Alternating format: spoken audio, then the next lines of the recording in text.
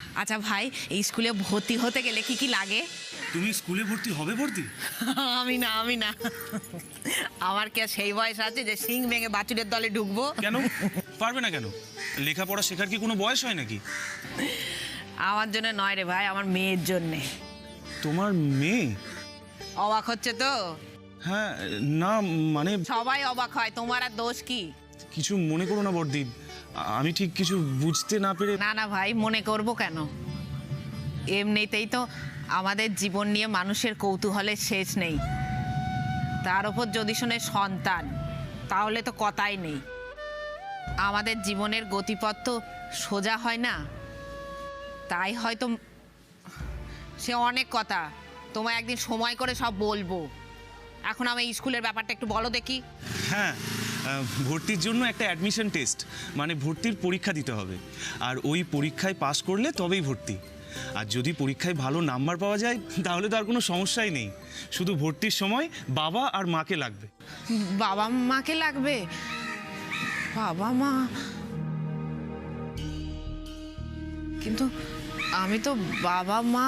আরে আরে ঠিক আছে বড়দি, আগে প্রথম ধাপটা তো পেরোক, পরের কথা পরে ভাবা যাবে। আর তাছাড়া পরীক্ষাতে তো বসুক, তারপরে না হয় কিছু একটা ব্যবস্থা। আচ্ছা, কিন্তু ভাই, আমার মেয়ে মানে ফিরকি, ও তো লেখাপড়া কিছুই প্রায় শেখেনি। আমার ওই অ ক খ বিদ্যে দিয়ে যেটুকু শিখিয়েছি, কিন্তু সেটা দিয়ে তো আর পরীক্ষা দেওয়া যায় না। পরীক্ষার আগে কটা দিন ওকে যদি কেউ একটু পড়িয়ে দিত। বুঝতেই পারছো, ছোট মেয়ে, সারাদিন বাড়িতে একা একা থাকে, কেই বা ওকে পড়া দেখিয়ে দেবে বলো? তবে ওর মাথা কিন্তু খুব পরিষ্কার, একবার কোনো জিনিস শুনেই মুখস্থ করে নিতে পারে। ওকে যে কাকে পড়াতে দিই। আচ্ছা, তোমাদের পাড়ায় কেউ নেই না, মানে কোনো কোচিং সেন্টার যেখানে বাচ্চাদের পড়ানো হয়? থাকলেও কি আর সেসব আমাদের জন্য খোলা থাকবে? আমাদের মেয়ে জানলে কে ওকে পড়াতে রাজি হবে? আর কোচিং সেন্টারে তো বাকি বাচ্চাদের বাবা মায়েরা আপত্তি করবে। আমার এমন কেউ চেনা নেই যে আমাদের মেয়ে জেনেও ওকে পড়াতে রাজি হবে। শেষ কথাটা মনে হয় তুমি ঠিক বললে না বর্দি। মানেটা তো সহজই, যেমন তুমি মাস্টার খুঁজছো তেমন মাস্টার তো তোমার সামনেই।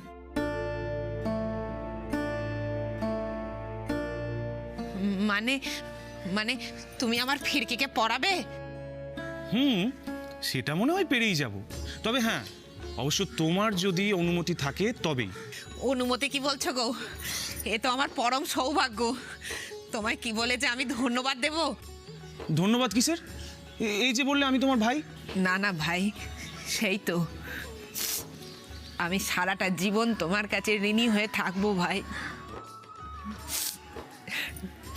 এখন বলো, ওকে কোথায় পাঠাতে হবে আর কখন পাঠাতে হবে? না, ওকে কোথাও পাঠাতে হবে না, আমি নিজে তোমার বাড়িতে এসে ওকে পড়িয়ে দিয়ে যাব।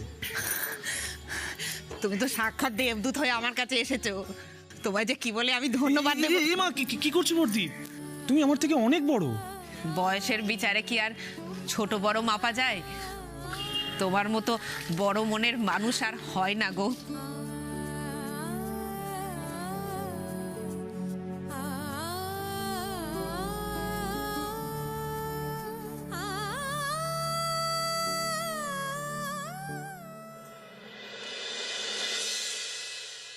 একটা কথা বলবো সুনন্দা, যদি না কিছু মনে করো। হ্যাঁ, বলো না। দেখো, এটা তো তোমাদের নিজেদের ব্যাপার, তবু বড় বৌমাকে যে এত কথা বলছো সুনন্দা, আজ যে তোমাদের এত উন্নতি, এত প্রতিপত্তি, সবই তো ওরই জন্য, এটা তো অস্বীকার করতে পারো না। আর সেই বিয়ের পর থেকেই তো আমরা নন্দিনীকে দেখছি, এমন একটা নিরহংকারী মিষ্টি স্বভাবের মেয়ে সহজে কি পাওয়া যায়? তোমার চওড়া কপাল সুনন্দা, এমন বৌমা পেয়েছো, এমন বেয়ান ঘর পেয়েছো।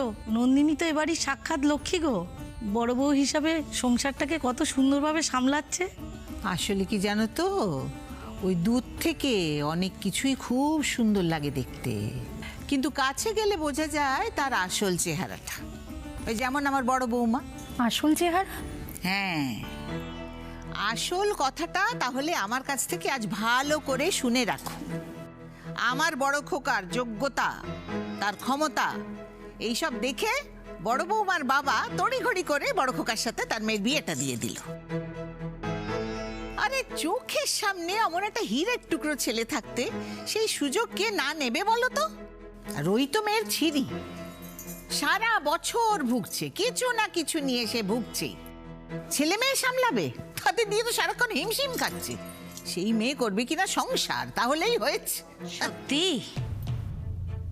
মায়ের অকাট্য যুক্তি কেউ কাটতেই পারবে না।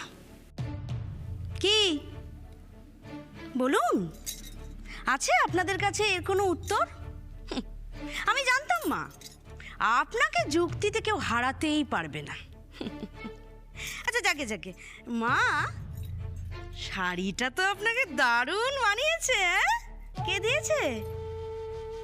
ও আপনি মনে হয় ভুলে গেছেন, জানেন মা, এই শাড়িটা না বড়দি দিয়েছে। আপনারা জানেন এই শাড়িটার কত দাম? এই শাড়িটার দাম হচ্ছে 20,000 টাকা। আমার বিশ্বাসই হচ্ছে না। আমি ভাবতেই পারিনি যে আমার ফিরকির জন্য আমি তোমার মতো একজন মাস্টার পাবো।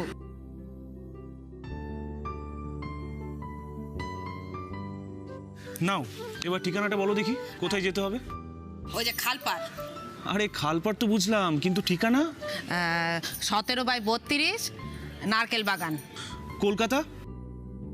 কলকাতাটা ভুলে গেছি রে। তবে হ্যাঁ, অসুবিধা নেই, ওইখানে গিয়ে তুই বলবি লক্ষ্মীর বাড়ি, যে কেউ দেখিয়ে দেবে। তবে আমরা কিন্তু বস্তিতে থাকি। হ্যাঁ বেশ, তো থাকো, তাতে কি হলো? না, সবটা জেনে রাখা ভালো। আর ওখানে আমার মতো আরও কয়েকজন থাকে। আমার মেয়ে মানে ফিরকি, ও কিন্তু আমাদের মতো নয়, ও নর্মাল, একবারে তোমাদের মতো। বুঝতে পারছো তো? আচ্ছা, কে নর্মাল আর কে নর্মাল নয় এটা কে ঠিক করে দেবে বলো তো? কেন সমাজ? সারা বিশ্বে বারবার সমাজ যাদের অ্যাবনর্মাল বলে ছোট করেছে, দেশ থেকে তাড়িয়ে দিয়েছে, জেলে পুরে দিয়েছে, বিষ খাইয়ে মেরে দিয়েছে, শেষ পর্যন্ত তারাই কিন্তু ঠিক বলে প্রমাণিত হয়েছে। আর তখন সমাজ লেজ গুটিয়ে তাদের সব কথা মেনে নিতে বাধ্য হয়েছে। তাই আমার মনে হয় যে ব্যাপারটা এতটাও সহজ না। কিন্তু বর্দি শিক্ষা, জাতি, ধর্ম, লিঙ্গ এর ভেদাভেদ করে না, ভেদাভেদ করতেই পারে না। সে সকলকে একই জায়গায় এনে তার নিজের আলোকে আলোকিত করে সমানভাবে। এটাই শিক্ষার গুণ। আজ আমার মতো একজন সাধারণ হিজড়েকে তুমি কত সুন্দরভাবে সহজ করে কত বড় একটা কথা বুঝিয়ে দিলে। আজ থেকে আমি তোমায় আমার নিজের ভাই মানলাম এখান থেকে।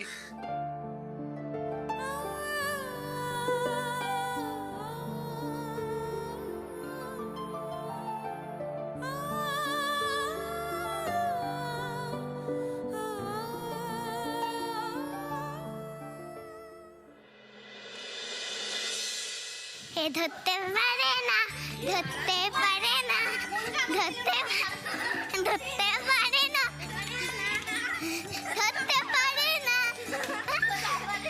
বিদিশা, হ্যাঁ মা বলো। বলছি বাড়ি ভর্তি লোকজন, তার মধ্যে ধিঙ্গিপনা না করলে চলছে না। তোর বয়সে আমি 4 ছেলে মেয়ের মা হয়ে গেছি, আর উনি এখনো কি করতে হবে তাই বলো না মা। বলি কটা বাজে খেয়াল আছে? বেলা কত হলো? রঞ্জিনী খাবে না? কতক্ষণ উপোস করে থাকবে সে? কিন্তু দিদি তো সকালেই খেলো। বাবা, আমার মুখে মুখে কথা বলাটা তো অভ্যেস হয়ে গেছে দেখছি। যা গিয়ে রঞ্জিনীকে ডেকে নিয়ে আয়, স্বাদের অনুষ্ঠান শুরু হবে।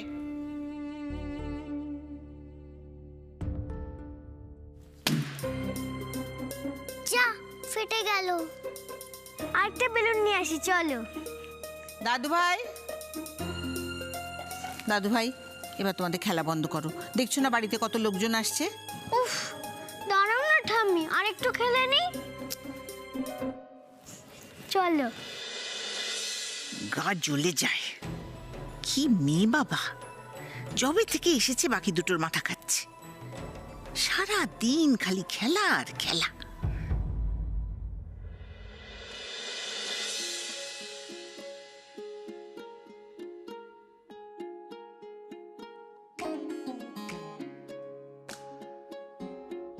সরি।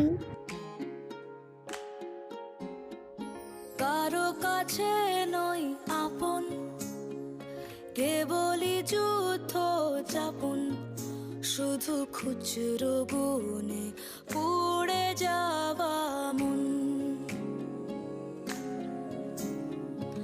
আমি আমার কাছে ধাঁধা, ছিটেছে রোজ গায়ে কাদা, তবু বয়ে বেড়াই মিথ্যে এ জীবন। না পাওয়া ইচ্ছেগুলো মুখ লুকিয়ে থেকেছে কান্নায়, ডাকবে কেউ কখনো নাম ধরে ঘুম ভাঙা কুয়াশায়, সে আশায় ফিরকি।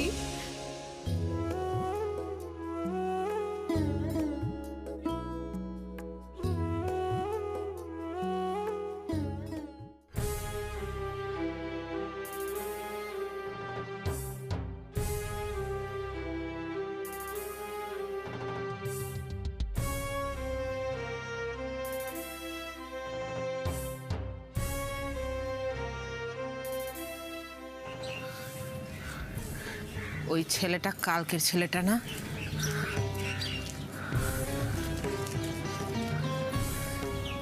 হ্যাঁ, ওই ছেলেটাই তো। রানী আমাকে মিথ্যে কথা বললো। মিথ্যে কথা বলতে যাব কেন তোমায়? সত্যি বলছি, জানো তো, কাল সারাটা রাত আমি আমার দু চোখের পাতা এক করতে পারিনি। তোমার দেওয়া ওই গিফট আর গোলাপ ফুলটা বুকের কাছে নিয়ে সারাটা রাত শুয়েছিলাম, আর শুধু তোমার কথা ভেবেছি, আর মনে হয়েছে আমাদের আবার কখন দেখা হবে। তাই বুঝি? তুমি আমার জন্য সারা রাত ঘুমাওনি? এই মজা করছো? তোমায় নিয়ে মজা করতে পারি? তুমি হলে আমার প্রাণের রানী। জানো তো দীপক, হ্যাঁ? আমি সারাটা জীবন একটাই স্বপ্ন দেখে এসেছি, আমারও না ঘর হবে, সংসার হবে, আর সবার মতো আমিও স্বামী সংসার নিয়ে খুব সুখে থাকবো। আর আমার জীবনে এমন একজন মানুষ আসবে যে আমায় খুব ভালোবাসবে,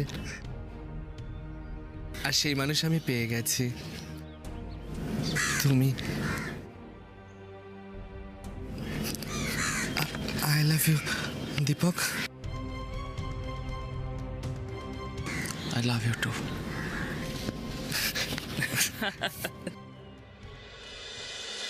না না মা, ভুল তো আমার। না না, তা কেন হবে? আমি তো ছুটতে গিয়ে তোমার গায়ে পা লেগে গেল। বড়দের গায়ে পা লাগলে নমস্কার করতে হয়, আমি জানি। তাই? তুমি জানো? আমার মা বলেছে তো।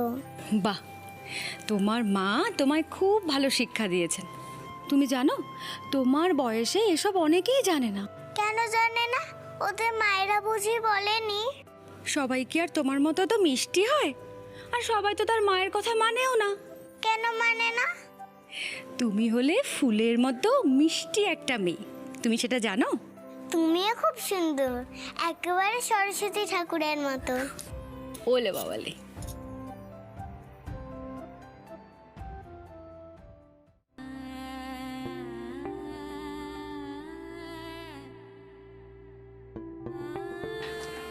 ওকে দেখে আমার এমন কেন হলো? যেন কত দিনের চেনা, কত আপন। আমার মেয়েটাও এতদিনে নিশ্চয়ই ওর মতোই হয়েছে। সেদিন ভয় পেয়ে ওকে যদি ছেড়ে না দিতাম, তাহলে আজ এভাবেও আমার বুকে জড়িয়ে থাকতো।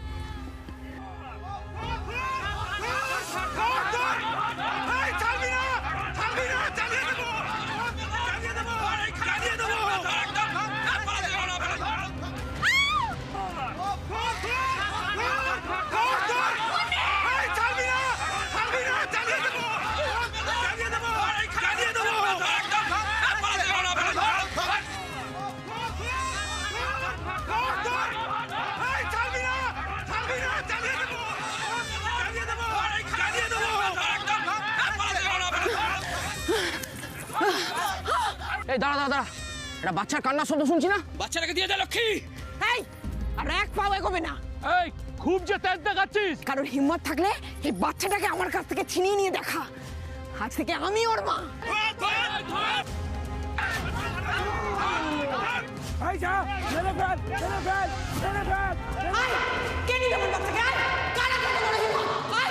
একজন মায়ের তো এরকমই সাহস থাকা দরকার।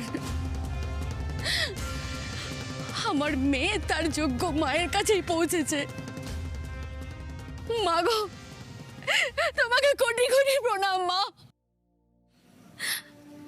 আমায় ক্ষমা করে দিস মা, আমায় ক্ষমা করে দিস। মা, তুমি আমার কাছে ক্ষমা চাইছো কেন? বললাম না আমারই দোষ। তুমি কেঁদো না।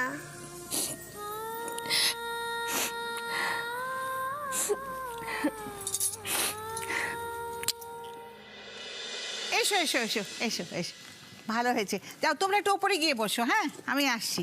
যাও গিয়ে বসো। আরে এসো এসো সুদীপা। নাম শিগগিরি নাম বলছি, শিগগিরি নাম। না না মাসিমা, ও আমার কোলে ওঠেনি, আমি তো ওকে কোলে নিয়েছি। এত মিষ্টি একটা মেয়েকে কি আদর না করে থাকা যায়? মিষ্টি না ছাই, যত ন্যাকামো। এও দেখছি বড় বৌমার মতন। দাঁড়াও, রঞ্জিনীর স্বাদটা মিটতে দাও, তারপর জন্মের মতন এই মেয়েটাকে এই বাড়ি থেকে বিদায় করব আমি। এই ললিতা, ললিতা, বিদিশা, বাবা কোথায় যে এরা থাকে সব ভগবান জানি, খুঁজে পাওয়া যায় না। সুদীপা, তুমি আবার দাঁড়িয়ে রইলে কেন? এই যে বসবে, চলো। আই, তুই আবার এখানে দাঁড়িয়ে যা, ওদিকে যা যা। এসো এসো এসো, বসো বসো, তুমি বসো। তুমি একটু জল মিষ্টি খাও, আমি রঞ্জিনীকে নিয়ে আসছি। আর বলো না, আমার বাড়ির লোকেদের কথা একটাকে দিয়ে যদি একটা কাজ করাতে পারি আমি, পুরের বাদশা সব। আমি আসছি, তুমি বসো।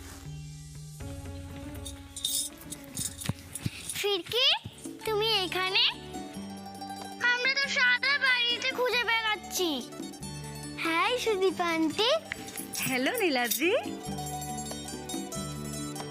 জানো সুদীপ আন্টি, ও আমাদের নতুন বন্ধু ফিরকি। বাহ, ভারী মিষ্টি নাম তো। ও খুব ভালো।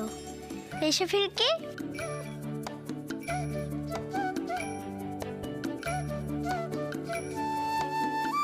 ও আমার বেস্ট ফ্রেন্ড।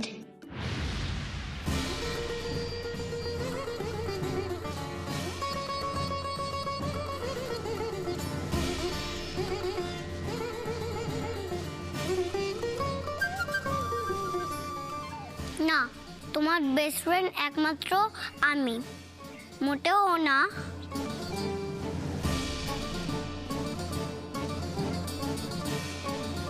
আলিয়া,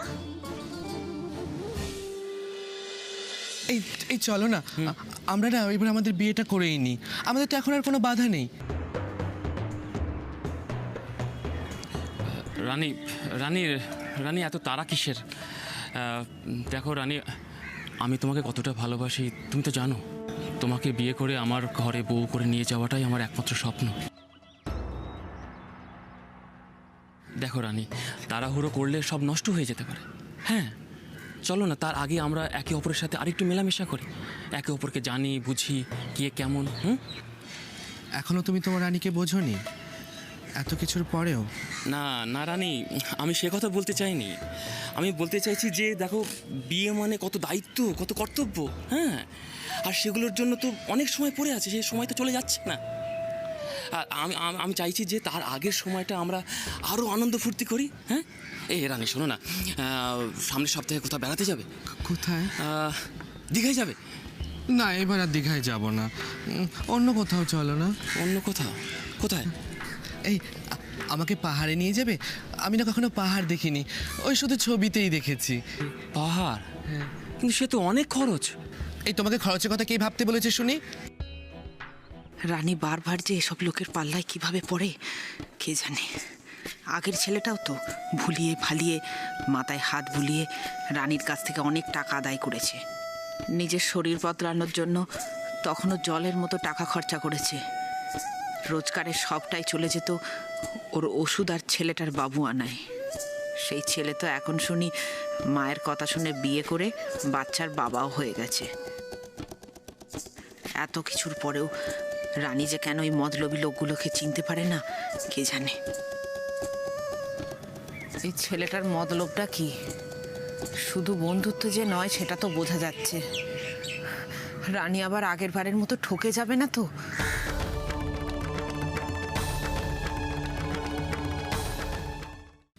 আহা, রাগ করছে কেন? আমি ওর ফ্রেন্ড, তুমিও ওর ফ্রেন্ড, তাহলে আমিও তো তোমার ফ্রেন্ড হলাম, তাই না? বললেই হলো নাকি? ফ্রেন্ড না আরো কিছু। শোনো, আমি আমার ফ্রেন্ড নিজে চুজ করি। আমি ঠিক করি কে আমার ফ্রেন্ড হতে পারে, কে আমার ফ্রেন্ড হতে পারে না। তুমি আমার কখনো ফ্রেন্ড হতে পারবে না। আলিয়া,